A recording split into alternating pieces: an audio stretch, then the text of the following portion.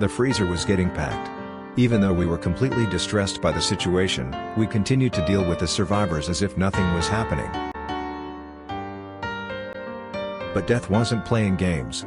Mr. Simons and Mrs. Marilyn's bodies hadn't even cooled down yet, and it was Buddy Carlos's turn to go.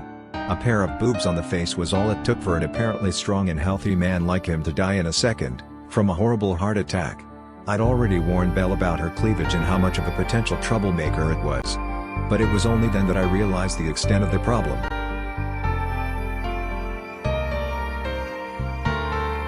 As we carried his body to the freezer in the silence of night, old Helen crossed our path. Realizing that her good old friend was no more, the poor lady literally lost her mind right there in front of us.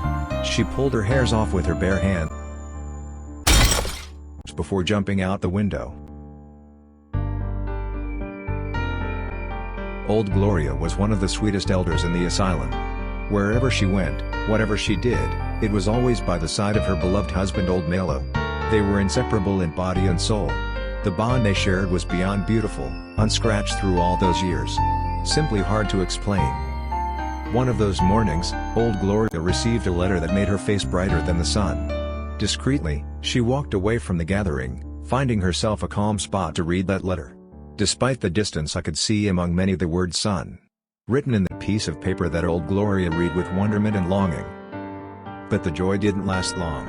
After seconds of reading, I saw her wither completely. In slow motion, she dropped her arm suddenly numb, as the letter dropped to the floor. For almost an hour me, Belle and Vendros, tried to get her out the state of shock. In a shaky voice, she told us about the decade-long wait from a life sign from her son. The last time she ever saw him was when he took her and old Malo to visit a friend at the asylum. Up to that day, they still expected their son to come back and take them home. But that letter carried anguish and despair. Someone let her know that her son's life was in danger due to a terrible accident he had suffered. One can't even tell his front and his back apart, he's just so disfigured, it said. And that was just a bit of the level of detail on that letter. I was shocked at whoever thought it was funny to make an old lady so desperate-like, let alone a docile old lady like Mrs. Gloria. Anyway, she started losing senses every 5 to 5 seconds of consciousness. There was absolutely no way to comfort her. The worst part was keeping old Simon far from the mess. As much as old Gloria didn't want to worry him, he just needed to look at her to sink into a sea of worries. After a while, we finally managed to calm her down. Then she received a second letter. And that's the one that took poor Gloria away from us.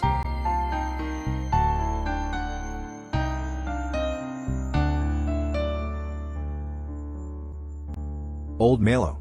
I won't put a single thing in my mouth until Gloria returns. Vandross. So you'll starve yourself for a whore who dumped you in the first opportunity she had?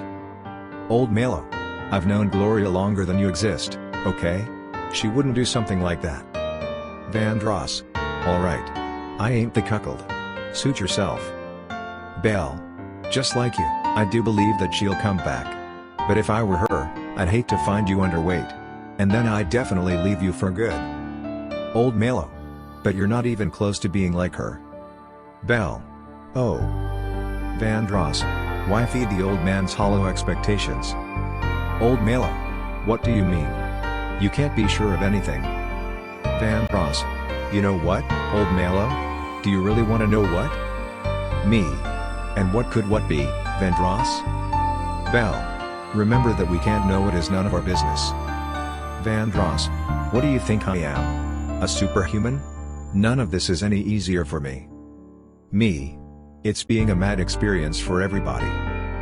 Vandross. But I'm not cold-blooded, okay?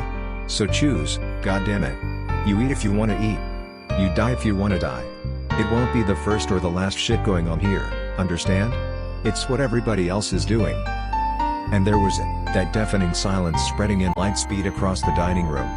For long seconds we looked at each other not knowing what to do or what to say. So we just stood there, motionless. Suddenly, old Malo took this fork and started nibbling his food, until it finished. Little Ralph. Little Ralph thinks house is getting empty. In fact, that loud, messy dining table as we've known before, was no more. Little Ralph wants to get out of here too. Old Reg. Wanna bet that you won't make it to the other side of the road without getting hit by a dozen cars? And a bike? Little Ralph. If little Ralph don't make it, old Greg won't make it too. Old Greg can't live without picking on little Ralph. Old Greg. Who told you so? Old Mela. Be glad he knows, old Greg. Old Mela said his first words in a long time. Old Mela. Maybe if Gloria knew, she wouldn't have abandoned me. And so old Melo got up with the weight of melancholy over his shoulders, leaving the room soon after.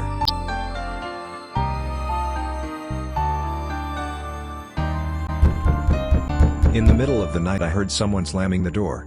Belle got up to check it, so I continued sleeping or pretending. As soon as she opened the door, I heard British footsteps wandering about the room and the door slamming soon after. Belle. Little Ralph. What's up? Little Ralph. Little Ralph is afraid. Belle. Belle. What are you afraid of? Little Ralph. Little Ralph knows. Belle needs to listen to Little Ralph. Little Ralph needs to tell Belle. Belle? Calm down, what do you want to tell me? Little Ralph. It's just that. Little Ralph gripped Belle's hands tightly. Little Ralph. Little Ralph will die too, but first, little Ralph has to tell Belle. Belle is suffering, right? Belle.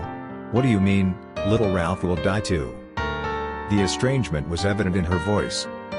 Little Ralph. It's just that. Little Ralph likes Belle. Belle. Look. I don't know if this is the time to talk. How about tomorrow? Come on, I'll take you to your room. Vandross. Let me do that. And who knows, on the way we'll have that little chat.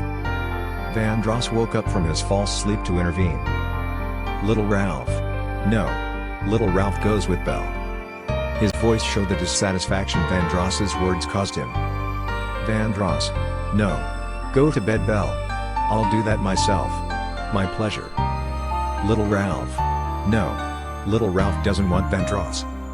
Vandross. Why is that? I told you, it's just a little chat.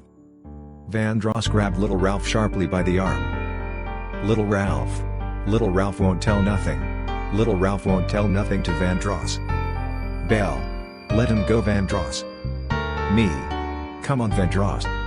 At this point I couldn't fake sleeping anymore. Vandross. Don't you come on me now. Is there any problem if I know? Why is there a problem if I know? Are you two in cahoots with this retard against me? Belle. Of course not. Me. Maybe if you were a little less unnecessarily paranoid, we'd know by now what's going on in this asylum. Vandross. Such an enigmatic figure you are, right, Little Ralph? Or should I call you Mr. Dragon? Little Ralph. Mr. Dragon? Not Mr. Dragon. No. No. His face was filled with pure terror as he screamed in denial. Vandross. Quit the drama. Just tell me what you mean by Little Ralph will die too. Will die like who? Little Ralph. Little Ralph knows. Little Ralph knows everything around here. Vandross. So spill it. In Little Ralph's wide eyes, his irises circled randomly, taken by bewilderment. Little Ralph whispered to himself, trying to hide the words with his fingers that trembled over his mouth. Little Ralph. Little Ralph was gonna tell Belle. You can tell me, Little Ralph. What is it? Little Ralph. Nothing. Just forgive. Forgive Little Ralph. That said, Little Ralph let go of Vandross's hands and ran wildly through the halls. Me. Satisfied? Vandross. I bet my soul he was just kidding. Me. Watch out, cause you might lose it, idiot. Vandross. This person is a big danger to us. Belle. In case you haven't noticed, Little Ralph has a split personality. That's a health problem, Vandross. It doesn't take a medical genius to figure that out. Vandross. Am I the only one who realizes there's nothing normal about this place? Me. It's your methods that make everything even more unusual. Vandross. Just to remind you, we got several deaths on our backs which we did not commit. You think you're man enough to take charge of this situation? Do that instead of mumbling like a freaking baby. Me. Do you forget that I wanted to call an ambulance when we had just 2 deaths to justify? Vandross. So thank me, because by now, if it weren't for me, you'd already be in jail for double homicide. Me. You can't state that as facts. But I can say that you are the reason for all my problems. Just look at where I still am right now. Vandross. Me? The reason for your problems? Wow, you're so ungrateful.